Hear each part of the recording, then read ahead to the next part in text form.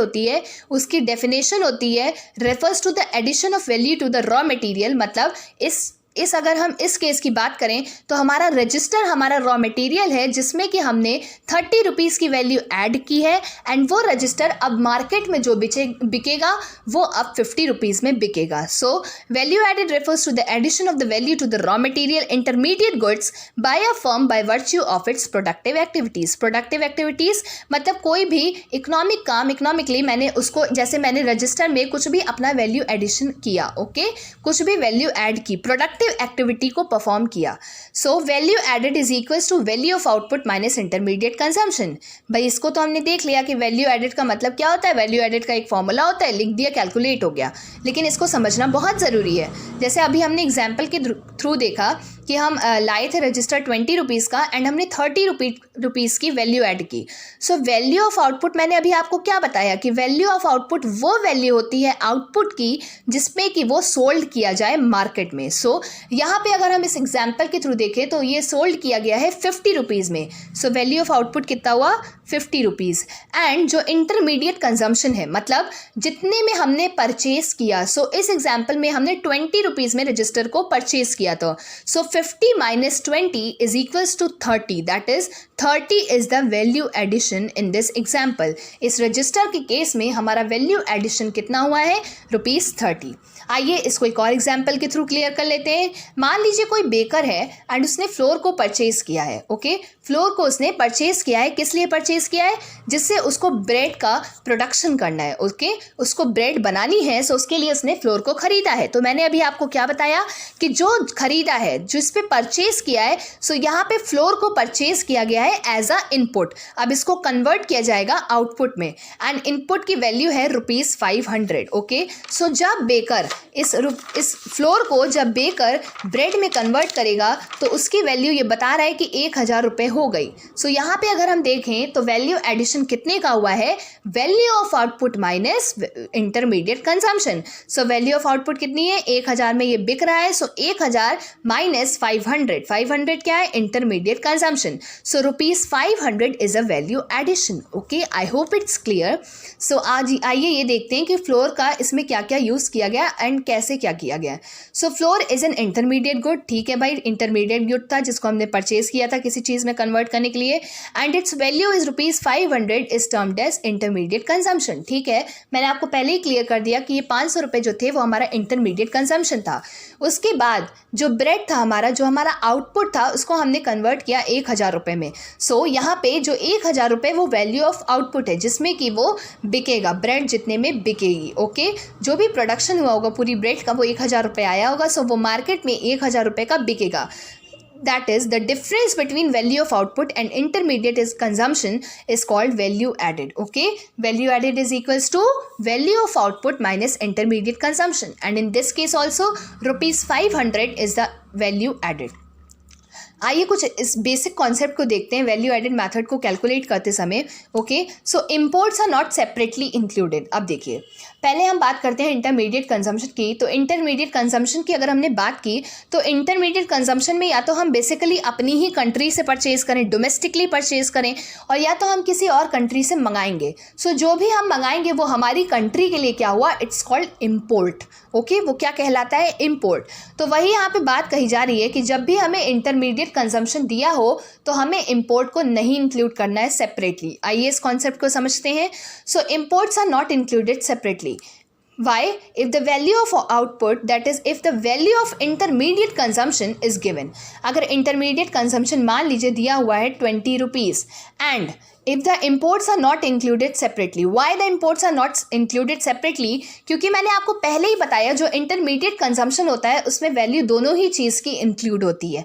किसकी किसकी, परचेजेस जो हम डोमेस्टिकली करते हैं अपनी ही कंट्री में करते हैं और जो हम इंपोर्ट करते हैं, ओके, दोनों ही वैल्यू इंक्लूड होती है। तो जाहिर सी बात है हम फिर से दोबारा इंपोर्ट को क्यों लें, कोई मतलब नहीं है कि हम दोबारा इस इंपोर्ट को क्यों करें, okay. Include, so imports are not included separately as imports are already included in the value of intermediate consumption, okay. मुझे उम्मीद है कि आपको ये समझ में आया होगा। आइए अब किसी एग्जाम्पल के थ्रू इसको समझें। मान लीजिए कि इंटरमीडिएट कंजम्पशन 1200 रुपये दिया है और इंपोर्ट दिया है 500 रुपये। तो आप बताइए इसमें इंक्लूड होगा या नहीं होगा इंपोर्ट।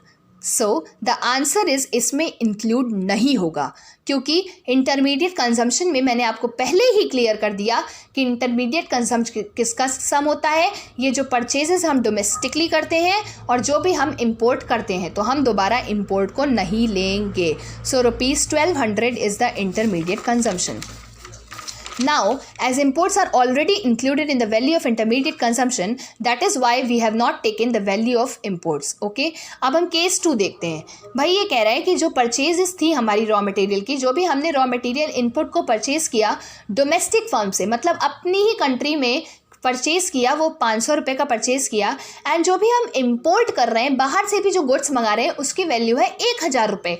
तो यहाँ पे आप बताइए इंक्लूड होगा इंपोर्ट या नहीं होगा? So the answer is include होगा, क्योंकि यहाँ पे सीधा सीधा हमें क्लियर कर दिया है कि जो रॉ मटेरियल की परचेज है डोमेस्टिकली वो इतनी है भैया, और जो हम बाहर से मंगा रहे हैं वो इतना है। So the answer is ₹1500 is the intermediate consumption. Now the value of output, let us understand the meaning of value of output. Okay, अभी हमने इस कॉन्सेप्ट को समझा था, आइए अब इसकी मीनिंग को देख लेते हैं। So value of output refers to the market value of all goods and services produced during a period of 1 year. So value of output वो वैल्यू होती है आउटपुट की, वो कीमत होती है आउटपुट की जिस पे हम मार्केट में गुड्स या सर्विस को बेचें। कब बेचें? During a period of 1 year. ये लाइन बहुत ही ज़्यादा इंपॉर्टेंट है कि इन अकाउंटिंग ईयर जो भी हम बेचते हैं उसको हम वैल्यू ऑफ आउटपुट में इंक्लूड करते हैं। So once again read the meaning, very important. Value of output refers to the market value of all goods and services produced during a period of 1 year. So अब दो concept आते हैं। When the entire output is sold in the accounting year, मान लीजिए 1 साल का होता है अकाउंटिंग ईयर, 1 दिसंबर से, मान लीजिए 1 जनवरी से 31 दिसंबर है हमारा अकाउंटिंग ईयर, एंड उसमें ही अगर सारा हमारा आउटपुट बिक गया है, तो जाहिर सी बात है जो वैल्यू ऑफ आउटपुट हमारा होगा वो इक्वल्स टू सेल्स हो जाएगा, क्योंकि जितना हमने बनाया, जितना हमने प्रोडक्शन किया मार्केट में बेचने के लिए, वो सब बिक गया। So value of output in this case is equals to sales. But on the other hand, when entire output is not sold in an accounting year, अगर मान लीजिए 2019 में पूरा आउटपुट नहीं बिका, पूरा सेल नहीं हो पाया किसी गुड का, तो वो जाहिर सी बात है कोई भी अगर फर्म होगा तो वो फेक नहीं देगा उस गुड को वो अपने अगले साल में इंक्लूड करेगा। Okay, that is why then the unsold stock is added to the value of sales. जो भी हमारा अनसोल्ड स्टॉक है, that is the closing stock minus opening stock, जो भी हमारा स्टॉक बच गया है उसको हम सेल्स में ऐड कर देंगे। ओके, सो आइए अब हम कुछ प्रिकॉशंस को देख लेते हैं जिसको हमें फॉलो करना बहुत ज़रूरी है जब हम वैल्यू निकालें, किसकी वैल्यू, जब हम नेशनल इनकम की निकालें वैल्यू एडेड मेथड के थ्रू। तो आइए कुछ प्रिकॉशंस को हम देख लें। So intermediate goods are not included. पहला प्रिकॉशन तो ये है कि इंटरमीडिएट गुड्स की वैल्यू को नहीं इंक्लूड करना है। अब ये जान लीजिए कि इंटरमीडिएट गुड वो गुड्स होते हैं जो भी फर्म परचेज करता है या तो किसी और चीज़ में ट्रांसफॉर्म करने के लिए, प्रोडक्शन करके उसको किसी और चीज़ में कन्वर्ट करने के लिए, या तो कोई बंदा परचेज करे उसको रीसेल करने के लिए। मान लीजिए अगर कोई डीलर परचेज कर रहा है किसी कार को रीसेल करने के लिए, तो वहाँ पे वो जो कार है वो इंटरमीडिएट गुड्स है। Okay, I hope it's clear. Intermediate goods are not included since their value are already included in the final goods. Yes, obviously अगर कोई पेन बन रहा है एंड उसमें इंक लगी हुई है, उसमें रिफिल लगी हुई है, मान लीजिए 3 रुपये की रिफिल है, 2 रुपये की इंक है, तो जो भी हमारा 5 रुपये लगा एंड 10 रुपये का अगर पेन बिक रहा है, तो हम अगर नेशनल इनकम कैलकुलेट कर रहे हैं तो हम पूरे 10 रुपये को लेंगे। हम ये नहीं देखेंगे कि भैया रिफिल 3 रुपये की लगी है और इंक 2 रुपये की लगी है तो अलग अलग ले लो। ऐसे तो फिर आपका 18 रुपये हो जाएगा, 15 रुपये हो जाएगा, ऐसे बढ़ता ही चला जाएगा। नहीं, सिर्फ हम 10 रुपये यहाँ पे इंक्लूड करेंगे as a final good.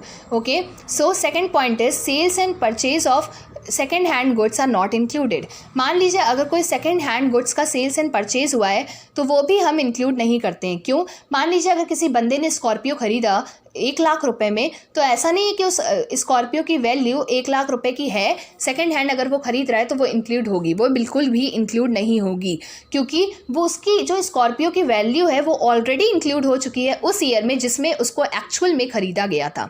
So as they were already included in the year in which they were produced and do not add to the current flow of goods and services, वो भी कोई भी production में हमारा addition नहीं कर रहे हैं, इसीलिए वो हमारा इंक्लूड नहीं होगा।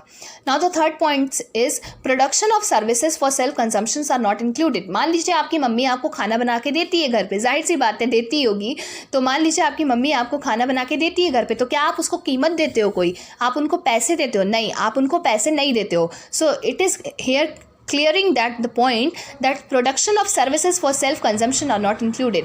अगर कोई भी domestic services like services of a housewife, kitchen gardening है, तो उसको हम बिल्कुल भी इंक्लूड नहीं करेंगे नेशनल इनकम में, क्योंकि इसकी वैल्यू एस्टिमेट करना बहुत ही ज़्यादा डिफिकल्ट है. Okay, but on the other hand अगर कोई बच्चा किसी और से ट्यूशन पढ़ रहा है, मान लीजिए किसी ट्यूशन सर से ट्यूशन पढ़ रहा है, तो उसकी वैल्यू नेशनल इनकम में इंक्लूड होगी, क्योंकि वो ट्यूशन सर हमारे कोई production of services for self consumption नहीं कर रहे हैं. कोई हमारा भाई नहीं है जो हमको पढ़ा रहा है, वो बाहर से आ रहे हैं, हमको पढ़ा रहे हैं, हमसे फीस चार्ज कर रहे हैं, तो वो इंक्लूड होगा नेशनल इनकम में. ओके, सो आइए अब और पॉइंट को समझ लें. लास्ट 3 पॉइंट्स हैं जो कि बहुत ही ज़्यादा इंपॉर्टेंट है. Production of goods for self consumption will be included as they contribute to the current output. ये क्या कहना चाह रहा है कि जो प्रोडक्शन ऑफ गुड्स है वो हमारा इंक्लूड होगा. अब इसको कैसे समझे? मान लीजिए अगर कोई फार्मर है एंड उसका कोई खेत है, तो जो भी खेत में उसकी खेती हो रही होगी, जो भी मान लीजिए सब्जियाँ उग रही होंगी, वो मार्केट में भी बेच रहा होगा, जाहिर सी बात है, एंड वो अपने लिए भी उसमें से निकाल ले रहा होगा. तो यहाँ पे वही बात कही जा रही है कि जो वो अपने लिए निकाल रहा है उसकी वैल्यू भी अगर एस्टिमेट की जाए तो हम आसानी से कर सकते हैं और नेशनल इनकम में इंक्लूड कर सकते हैं. Okay, so now the next point is imputed value of owner occupied houses is also included in national income. Why? So people who live in their own houses, जो भी बंदा अपने खुद के हाउस में रहता है, वो जाहिर सी बात है खुद को रेंट नहीं पे करेगा. ओके, खुद को वो रेंट नहीं पे करेगा. लेकिन अगर उसी की तरह कोई हाउस में कोई बंदा अगर रेंट पे रह रहा है, तो वो पैसा पे कर रहा है, वो रेंट पे कर रहा है. तो वही बात कही जा रही है कि अगर वो मकान मालिक अपने ही घर की कीमत को एस्टिमेट करें, तो उसको एस्टिमेट करके हम नेशनल इनकम में इंक्लूड करते हैं, क्योंकि उसकी वैल्यू एस्टिमेट की जाती है एंड नेशनल इनकम में इंक्लूड की जाती है. Therefore value of such housing services is estimated according to the market rent. Market rent के हिसाब से उसका एस्टिमेट किया जाता है एंड नेशनल इनकम में इंक्लूड किया जाता है, जिसको हम कहते हैं imputed rent. Now the last point is change in stock will be included. जो भी चेंज इन स्टॉक है, मैंने आपको पहले ही क्लियर कर दिया कि जो भी closing stock minus opening stock होता है, जो भी हमारा अंत में गुड्स बचे होते हैं और जो कि हम शुरुआत में खरीदते हैं, उसमें जो भी डिफरेंस होता है उसको हम कहते हैं change in stock. So net increase in the stock of inventories will be included in national income as it is a part of capital formation. क्यों? क्योंकि ये पार्ट है कैपिटल फॉर्मेशन का. अगर आपका सामान पूरे साल में नहीं बिक पाया तो आप उसको अगले साल बेचोगे, और जो आप अगले साल बेचोगे वो ऐसा नहीं है कि बिकेगा नहीं, वो भी बिकेगा. तो ये आपका वेस्ट नहीं हुआ है गुड्स, बस ये आपका काउंटिंग ईयर में यूज़ नहीं हो पाया था, तो इसीलिए वो अनसोल्ड कैटेगरी में आ गया था, तो वो अब अगले साल यूज़ होगा एंड वो कैपिटल फॉर्मेशन का पार्ट है, हमारी पूंजी का पार्ट है. That is why it is included in the national income.